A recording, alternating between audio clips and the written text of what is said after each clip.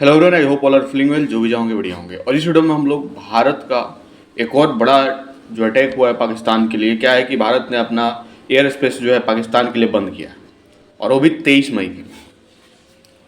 इसमें देखेंगे कि आखिर क्यों बंद किया है और एयर स्पेस होते क्या है। सबसे पहले बात करें तो पहलगाम आतंकी हमले पर भारत की संभावित मिलिट्री एक्शन के बीच भारत ने पाकिस्तान के लिए अपना एयर स्पेस बंद कर दिया है। 23 मई तक के लिए एयर स्पेस बंद किया गया है।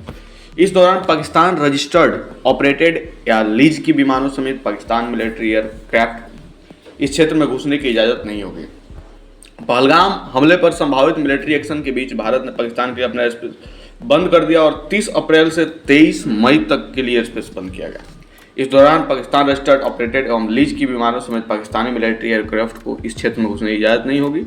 पाकिस्तान का एयरबेस बंद किए जाने के बाद उसके विमानों को बड़ी आर्थिक नुकसान होगा।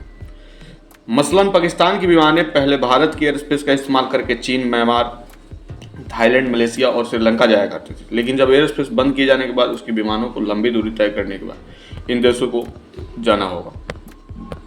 अब हम लोग देखेंगे आखिर यहाँ पे एयर स्पेस होता क्या है। एयर स्पेस वायुमंडल का वह हिस्सा है जो किसी देश द्वारा अपने क्षेत्र के ऊपर नियंत्रित किया जाता है, जिसमें उसके क्षेत्रीय जल एवं अधिक सामान्य तो वायुमंडल का कोई विशिष्ट त्रियामी हिस्सा शामिल है।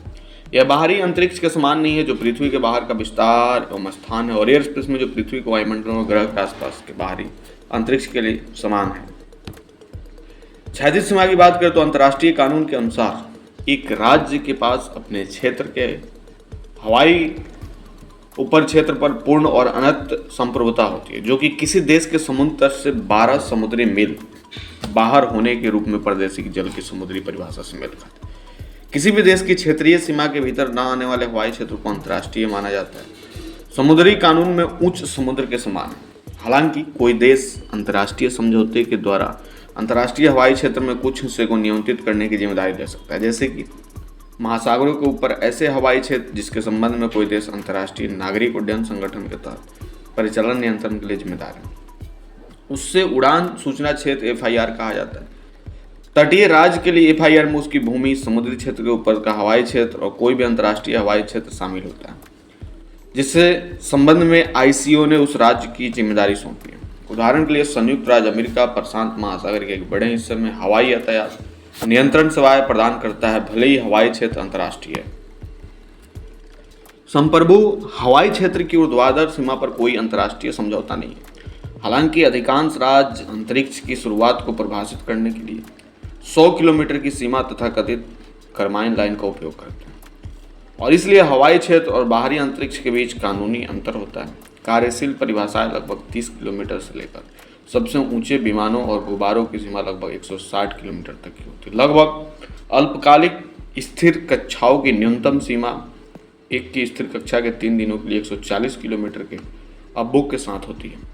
फेडरेशन एरोनॉटिक्स इंटरनेशनल ने 100 किलोमीटर की ऊंचाई पर कॉमन रेखा को पृथ्वी के वायुमंडल पर बाहरी अंतरिक्ष के बीच सीमा के रूप में स्थापित किया। हालांकि अवरोही अंतरिक्ष शटल पहले अनुमति लिए बिना कनाडा और अन्य देशों के ऊपर 80 किलोमीटर से भी कम दूरी पर उड़े। इसी सीमांकन मुद्दे पर एक और पहलू अंतरिक्ष यात्री की परिभाषा है। संयुक्त राज्य वायुसेना उन कर्मियों की अंतरिक्ष यात्रा पक प्रदान करती है, जबकि संघीय विमानन प्रशासन की इस परिभाषा का उपयोग वाणिज्य अंतरिक्ष यात्री व्यक्तियों के रूप में वर्णन करने के लिए करता है, जो केवल ऐसे उड़ानों पर यात्री होते हैं। फिर भी कॉमन रेखा और अमेरिकी परिभाषा दोनों ही राष्ट्रीय संप्रभुता के मामलों पर किसी भी वास्तविक कानूनी अधिकार के बिना केवल काम करने वाले मानक हैं। 20वीं सदी के मध्य तक किसी विमानन का अग्रणी समय माना जाता था। इस बात की कोई निश्चित सीमा नहीं थी कि राष्ट्रीय हवाई क्षेत्र क्या है, कब यह अंतर्राष्ट्रीय हवाई क्षेत्र बन जाता है। इस वजह से उस समय इस तरह का प्रथागत कानून लागू होता था, और यूनाइटेड किंगडम एवं यूनाइटेड स्टेट्स जैसे अधिकांश देश लगभग 13,000 फीट से हवाई क्षेत्र को अंतर्राष्ट्रीय मानते थे। हालांकि ये केवल शांति के समय में लागू होता था। अगर यह राज्यों के हित में होता तो 1950 के दशक तक हवाई क्षेत्र के सवाल का कोई स्पष्ट सीमांकन नहीं था, कॉमन रेखा को परिभाषित किया गया होता। संयुक्त राज्य अमेरिका में 1946 के सुप्रीम कोर्ट के फैसले यूनाइटेड स्टेट्स बनाम कॉस्बी ने आम चुनाव के सिद्धांत को पलट दिया। निजी संपत्ति के अधिकार अनिश्चित काल तक ऊपर की ओर बढ़ते हैं। इसके बजाय यह फैसला सुनाया गया कि सबसे ऊंचे इलाकों से 300 फीट ऊपर समाप्त होते हैं।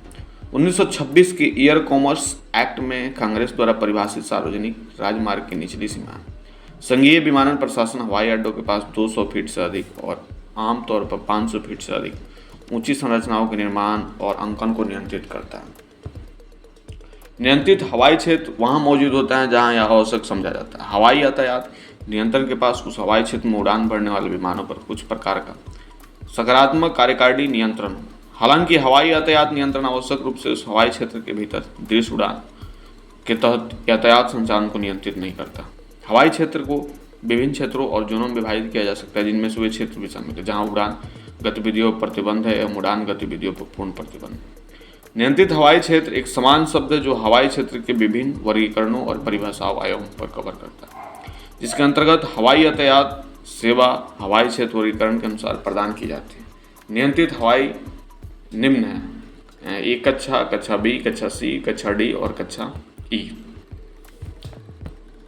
इसका सीधा सा मतलब होता है एयर स्पेस वायुमंडल का वह हिस्सा है जो किसी देश द्वारा अपने क्षेत्र के ऊपर नियंत्रित किया जाता है, जिसमें उसके क्षेत्रीय जल एवं अधिकांश सामान्यतः वायुमंडल का कोई विशिष्ट त्रियामी हिस्सा शामिल। आई होप वीडियो आपको समझ में आई होगी। जल्दी मिलता है ऐसा कोई नया वीडियो लेकर, तब तक के लिए बाय बाय।